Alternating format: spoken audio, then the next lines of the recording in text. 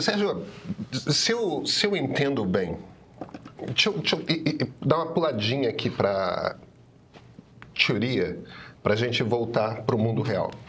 Se eu entendo bem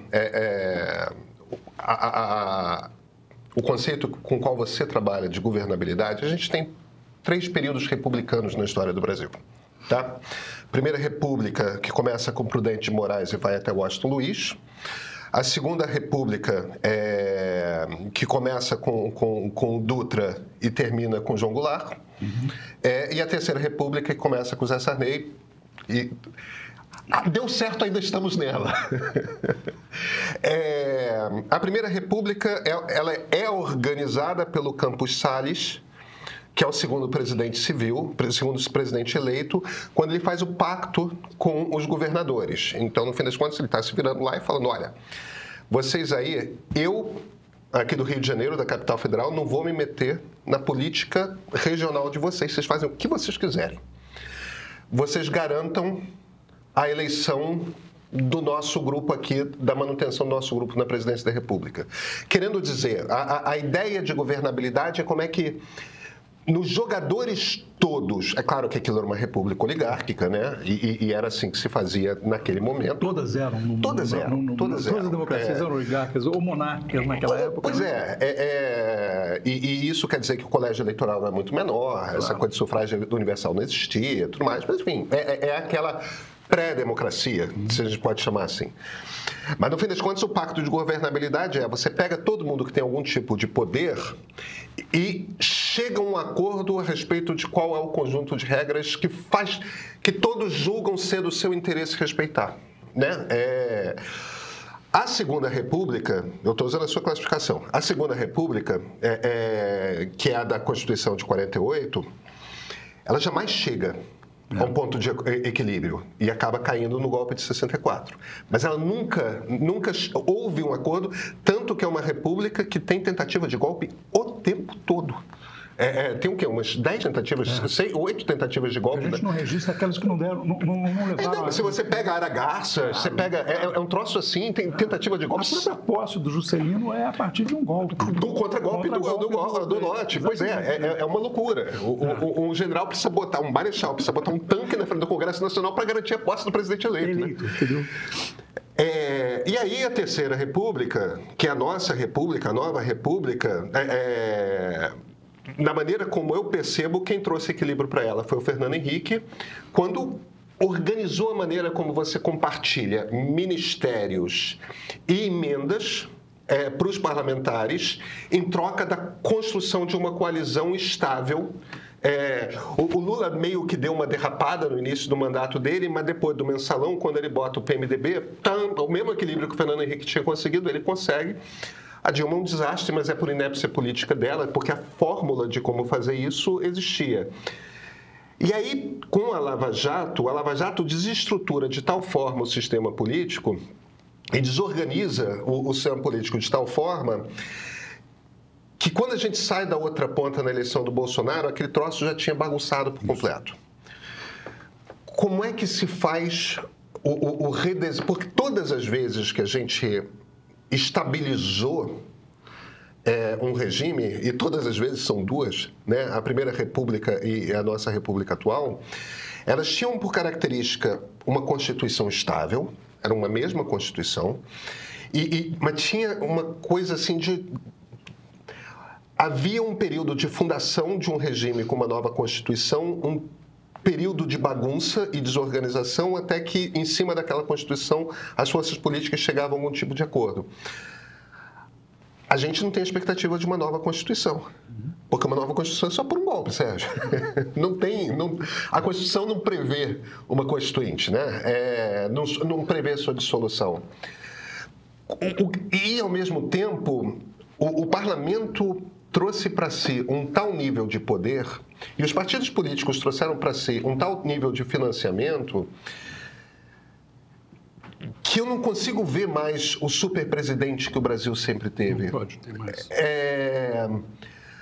Agora, como as pessoas ainda têm um presidencialismo na cabeça, a cobrança de qualquer coisa em termos de governo é do presidente da República, não é dos parlamentares. Como é que você vê A que tipo de equilíbrio nós podemos vir a chegar? Como é que esse negócio remonta? Pedro, foi bom você fazer o corte histórico, a reconstrução histórica, porque a gente vê claramente isso. A Primeira República tinha uma coalizão. Sim. Só que a coalizão era entre oligarquias estaduais que o presidente organizava. Só houve 2 eleições, uma delas eu não lembro mais qual é, mas eu me lembro muito bem que a campanha civilista do Rui Barbosa, 1910. em 10, foi uma das 2 únicas que fez com que o presidente da República não fosse eleito com 90% dos votos ou mais. Aí rachou. Aí era tudo eleição de Saddam Hussein, né? Exatamente. Porque aí, naquele caso, uma oligarquia inteira dividiu. E aí a coalizão se desorganizou um pouco. Foi Minas que se bandiou para o Rui Barbosa, né? Exatamente. Minas saiu e aí diminuiu a coalizão do governo. Na Segunda República, não havia possibilidade de fazer uma coalizão estável. Porque você começa com um sistema que era praticamente bipartidário, PSD-UDN, e aí o PTB começa a crescer com a industrialização. Eu tenho até um capítulo da minha tese de mestrado que eu falo essa frase. Eu digo, olha, é assim, a industrialização, a indústria chega, atrás da indústria vem o sindicato, atrás do sindicato vem o PTB. Então ele foi crescendo ali, mas triângulo não dá coalizão estável, porque você sempre fica, né, que você não tem como montar um governo. Então, toda a Segunda República é de coalizões instáveis, não consegue. Quando chega no final, que está começando a se formar um sistema multipartidário mais importante, que cresce o PSB, cresce a democracia cristã, começam a crescer outros partidos, já não dá mais tempo, porque já está completamente polarizado, já está em dissolução na via do golpe. Aí, nós chegamos na democratização. Eu acho que o governo Sarney, ele nem pertence à Terceira República, porque ele é um governo de transição. Ele é pré-Constituição de 88. Começa no Collor, né, Sônia? Exatamente. E, ao mesmo tempo, ele não tem ainda uma estrutura partidária, né? E ele governa meio com a tutela militar e meio já tentando organizar. E interfere muito na Constituinte. Leônidas Pires Gonçalves se mexia o tempo todo como se fosse político, né? O tempo todo. Tanto que o artigo 142 saiu como saiu por imposição militar, não foi por vontade da Constituinte. E esse, por exemplo, é um erro histórico que eu acho que outros países que forem fazer constituintes devem ver. Constituinte não pode ser misturado com o governo regular. Tem que ser separado. Você faz a Constituinte de um lado e o Congresso regular de outro, para poder, inclusive, de preferência, noutra cidade. É que os chilenos tentaram isso e não deu certo também. Mas aí por outras razões, né? Mas a ideia estava certa, né? Certo. Não foi bem executada ali. Agora, quando a gente chega na Terceira República, propriamente dita, com aquela estrutura partidária, o que a gente teve? A gente teve um processo meio anômalo. Se você pegar o que os politólogos estudam em termos de vida de sistema partidário, quando você tem uma mudança na população que vai mudar as preferências partidárias, você tem um processo de rearticulação partidária, de reestruturação partidária. Mas isso acontece numa eleição.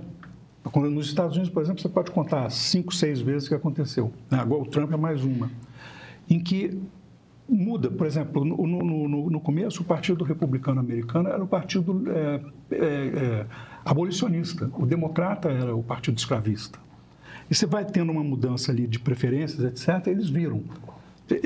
Ficou a mesma estrutura, republicanos e democratas, mas eles são muito diferentes dos seus antecessores, né? Quer dizer, houve uma mudança genética ali na estrutura partidária. No nosso caso, o que houve? Os velhos partidos que envelheceram e não atendiam mais a população, e sobretudo a população mais urbana, definharam, e não houve uma reorganização partidária. Não houve uma ruptura eleitoral. A eleição, ela confirmou a dissolução. Ela não reestruturou, né? Então, por isso é que eu acho que a Dilma, ela não tinha certamente não era uma política hábil e fez muita bobagem no governo, mas ela tinha uma coisa muito contra ela. Ela já pegou o início desse processo em que, para você fazer uma coalizão, você não dava mais para fazer com 3 partidos, como o Fernando Henrique fez, nem com 6, como o Lula fez. Você precisava de 13, 16. Aí já começa a beirar a ingovernabilidade. Você não consegue manejar os interesses de 16 partidos numa coalizão que está disputando ministério, que está disputando orçamento, né? Não consegue. Vai ter sempre alguém que vai ficar insatisfeito. Por isso é que eu sempre escrevi e sempre disse que a reforma política no presidencialismo de coalizão brasileiro nunca vai funcionar, só vai piorar as coisas.